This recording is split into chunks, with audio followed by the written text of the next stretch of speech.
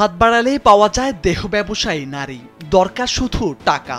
ঘন্টা ও রাতের চুক্তিতে চাহিদা অনুযায়ী বিভিন্ন বয়সী এবং বিভিন্ন লাস্যময়ী তরুণী পাওয়া যায় খুব সহজে। সাধারণত আবাসিক হোটেলে মানুষ কোথাও ঘুরতে গেলে বা প্রয়োজনের তাগিদে রাত্রি যাপন করতে ভাড়া করে থাকেন, কিন্তু সেই আবাসিক হোটেলের আড়ালে চলে রমরমা দেহ ব্যবসা। দেশের বিভিন্ন স্থানে ছড়িয়ে ছিটিয়ে থাকা বিভিন্ন আবাসিক হোটেলে এক শ্রেণীর লোক রাতের আধারে কিংবা প্রকাশ্য দিবালোকে ছলে বলে কৌশলে পরিচালনা করে আসছেন এমন দেহ ব্যবসা।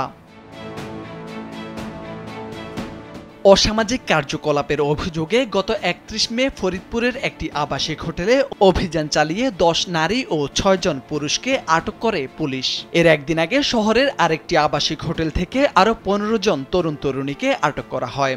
এরপর থেকে ফরিদপুর জেলা জুড়ে ব্যাপক আলোচনা ও উদ্বেগের জন্ম দেয় আবাসিক হোটেলে দেহ ব্যবসা বেড়ে যাওয়ার বিষয়টি।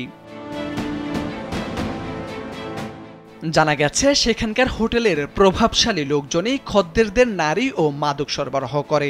বিভিন্ন শিক্ষা প্রতিষ্ঠানের পোশাক ও বোরকা পরে সেখানে নারীরা যান। তবে আতঙ্কের বিষয় হলো, অভিজাত পরিবারের স্কুল কলেজ পড়ুয়া ছেলেমেয়েরাও হোটেলে সময় কাটায়।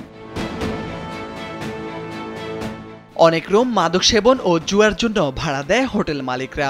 অপরাধী ও মাদকসেবীদের চাহিদা অনুযায়ী দেওয়া হয় ফেন্সিডিল, ইয়াবা, মদসহ বিভিন্ন নেশাদ্রব্য। কোনো কোনো হোটেলে অস্ত্র ব্যবসা হয় বলেও অভিযোগ রয়েছে। তবে পুলিশের দাবি, এসবের বিরুদ্ধে নিয়মিত অভিযান চলছে। অর্থদণ্ডসহ বিভিন্ন ধারায় দেওয়া হচ্ছে মামলা। আমরা আমাদের পুলিশ সুপার মোর্শেদ স্যারের নির্দেশনায় আমরা অপারেশন শুরু করেছি। আমরা তাদের বিরুদ্ধে মামলা দেব, এখানে আইনের আওতায় আসবে। দেখি আমরা কি করতে পারি, আরো এখানে ব্যবস্থা নেওয়া হবে আর কি। হ্যাঁ, আমাদের অভিযান অব্যাহত থাকবে।